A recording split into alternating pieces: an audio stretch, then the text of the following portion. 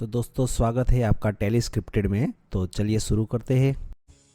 Serial को मैं किसी के प्यार में अब आप देखने वाले हैं कि सई हॉस्पिटल में है। ये बात पूरे चव्हाण निवास में हल्ला हो गई है और यहाँ पर धीरे धीरे सारी बातें का खुलासा हो रहा है और सारी बातें खुलने लगी हैं कि इन सब के पीछे पत्र लिखा है। और जैसे ही ये बात भवानी को पता चलती है, भवानी अपना भव्य रूप दिखाई देती है पत्र लिखा के आगे और यहाँ पर बरस जाती है। और वो भी ना आव देखती है ना ताव देखती है, हॉस्पिटल में ही पत्र लिखा पर टूट जाती है कि उसकी हिम्मत कैसे हुई ये काम करने की। आइए आपको बताते हैं कि ये इतवार और शनिवार पत्र लिखा पर कैसे भारी है और यहाँ पर पत्र लिखा की एक गलती कैसे उसको हमेशा हमेशा के लिए कटघरे में लाके रख देती है और चव्हाण निवास से आउट ऑफ चव्हाण निवास हो जाती है। आइए आपको बताते हैं कि अपकमिंग ट्रैक में आप क्या कैसे देखने वाले हैं और किस दुविधा में फंसी है यहाँ विराट और काकू, जिसकी वजह से वो पत्र लेखक को सजा भी नहीं दे पाते हैं। चिपक के देखिएगा, पूरा जरूर देखिए, वीडियो को लाइक सब्सक्राइब बेल बटन जरूर प्रेस कर दे। जैसा कि हम अभी तक सीरियल में देख रहे हैं, यहाँ पर आपको ये देखने को मिलेगा कि यहाँ सही पूरी कोशिश कर रही है वीनू को उसका मेंटल हेल्थ ठीक करने के लिए। सबसे पहले उसको स्टेबल होना पड़ेगा और रूम से बाहर निकलना पड़ेगा। और वो बच्चा है तो बच्चे वाली हरकतें भी आसपास करनी पड़ेंगी, जैसे अच्छा अच्छा खाना बनाना पड़ेगा, बच्चों को बुला के खेलना कूदना पड़ेगा। तो खेलना कूदना शुरू हो गया है, आने वाले एपिसोड में खाना पीना भी आपको देखने को मिल सकता है।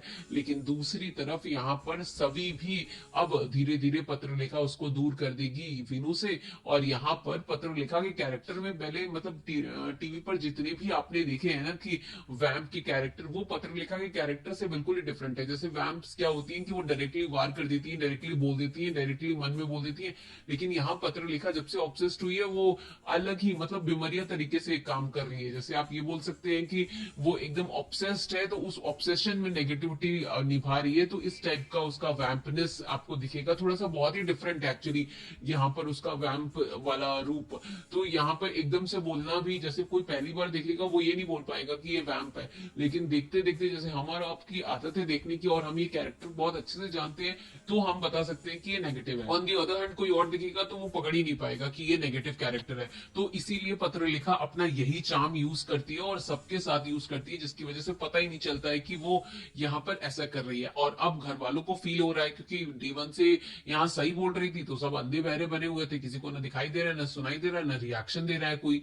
तो यहाँ पर अब धीरे धीरे ऐसे ही होने वाला है। अब क्या हो गया है कि यहाँ पे सही के एक्सीडेंट के पीछे जैसे ही सबको पता चलता है कि पत्रलेखा का हाथ है, तो यहाँ पर सब पगला ही जाते हैं। और स्पेशली काकू तो बरस जाती है सबके सामने कि तुम्हारी वजह से ये करने की क्या जरूरत थी और बच्चों पर क्या असर पड़ेगा और तुम्हारी हिम्मत कैसे हुई, तुमने धोखे से बच्चे को अपने कोख में लिया था, भूल गई क्या।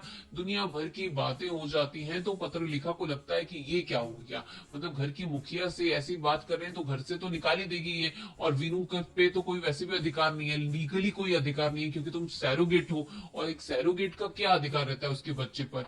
तो यहाँ पर पत्रलेखा गिड़ा गिड़ाती भी रहेगी तब भी कुछ असर नहीं होता, क्योंकि पत्रलेखा को पहले ही भवानी बोल देती है निकल जाओ मेरे घर से।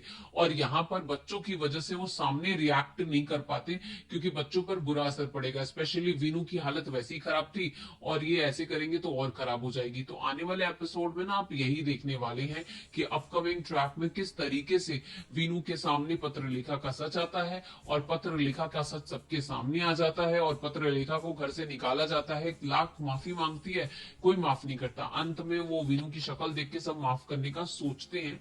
Let's hope for the best. ये जितनी भी बातें हैं ये रूमर है, जब तक कि ये आपको टेलीकास्ट ना हो तब तक इसमें कोई सत्यता तो है नहीं। लेकिन हम उम्मीद करते हैं कि जहां आग होता है धुआं वही होता है, हम इस बात को बिलीव करते हैं। इसीलिए हमने ये चीज मानी है कि आने वाले एपिसोड में हो सकता है पत्रलेखा एक्सपोज हो जाए और माफी भी मांग लेगी। तो मुझे तो लगता है कि असाइलम तो भेज ही देना चाहिए इसे। फिलहाल आपको क्या लगता है कमेंट करके अपनी राय जरूर दीजिएगा। वीडियो को लाइक सब्सक्राइब बेल बटन जरूर प्रेस कर दें। Thank you for watching.